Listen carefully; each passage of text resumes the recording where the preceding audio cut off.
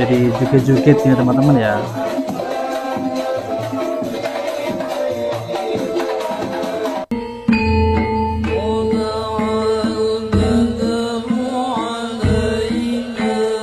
Bismillahirrahmanirrahim.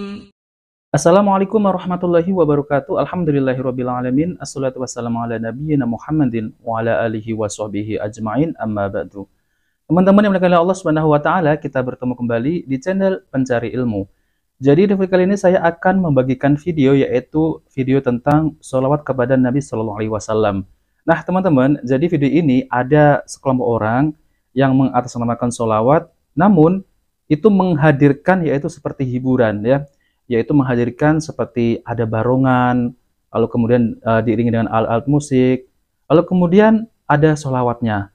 Nah, teman-teman, jadi cara yang seperti ini, kalau disandarkan untuk beribadah kepada Allah SWT, yaitu untuk mencari pahala, yaitu dengan bersholawat yang semacam ini adalah termasuk sholawat yang mungkar, yang bid'ah ya teman-teman, yaitu sholawat yang diiringi dengan alat-alat musik, lalu kemudian dihadirkan seperti hiburan, yaitu menghadirkan seperti barongan, berjoget gitu ya teman-teman ya. Nah teman-teman, jadi sholawat kepada Nabi Shallallahu Alaihi Wasallam itu dianjurkan. Bahkan kita sebagai kaum muslimin itu dianjurkan untuk bersolawat, yaitu secara khusus, yaitu di hari Jumat. Jadi sholat itu adalah termasuk zikir ya, termasuk zikir, namun ini ada tata caranya.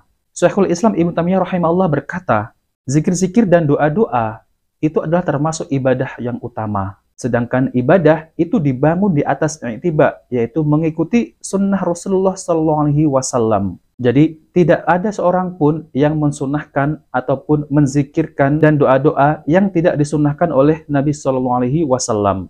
Lalu itu menjadikan kebiasaan yang rutin. Nah teman-teman, jadi saya akan tampilkan yaitu sholawatan yang diiringi dengan musik dan menghadirkan seperti barongan, berjoget-joget di depan publik. Nah oke teman-teman, kita langsung saja, mari kita simak videonya.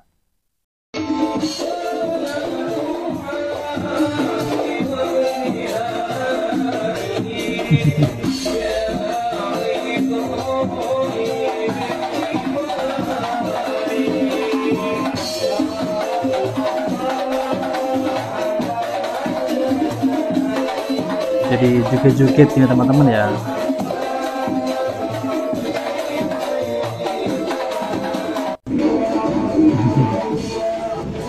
Ada barongannya ya.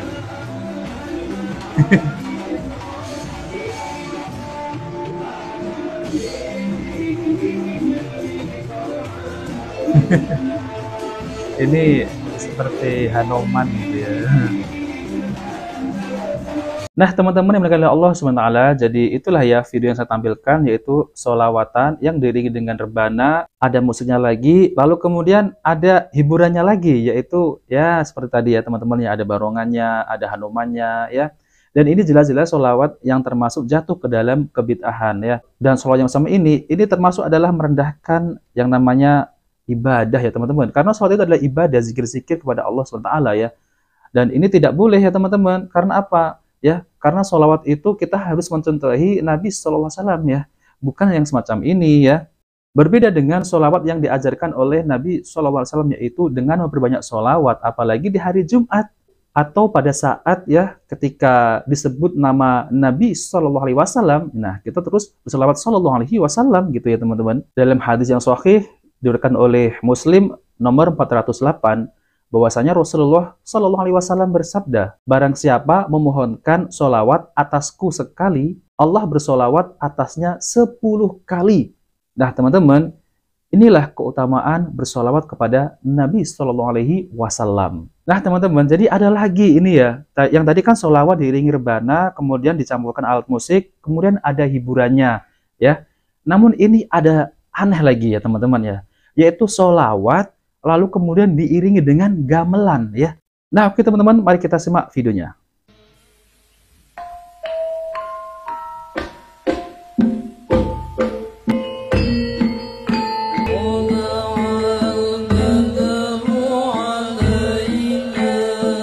Oh ini Gus Pleret ya teman-teman ya. Jadi ini acara sholawatan ya, diiringi dengan gamelan, ada di kediaman Gus Fuad Pleret ya teman-teman.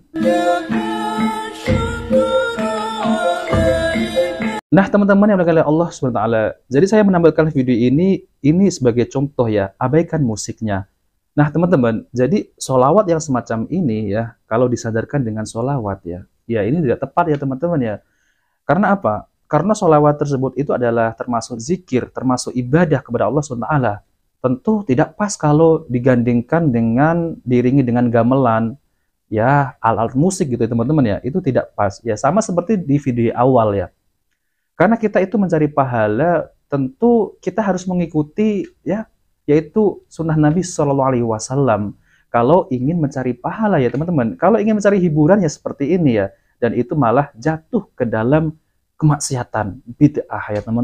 Jadi intinya membaca sholawat itu tidak boleh diiringi dengan alat-alat musik, maupun itu musik rock, musik pop, ataupun musik Arabik, ataupun musik ya seperti gamelan tadi, itu tidak boleh ya teman-teman. Karena hal ini adalah masuk ke dalam, yaitu termasuk adalah bid'ah. Karena seperti kebiasaan yaitu kaum sufi, mereka ini kalau beribadah ya, ini kan termasuk ibadah sholawat ya. Jadi itu termasuk adalah ya ibadah, dan orang-orang sufi itu kalau beribadah itu diiringi dengan musik, sholawat dimusikkan, zikir-zikir dimusikkan. Bahkan yang terbaru ya, itu teman-teman ya, ada di video itu membaca Al-Quran juga diiringi dengan musik. Tentu ini tidak boleh ya, membaca Al-Quran diiringi dengan musik.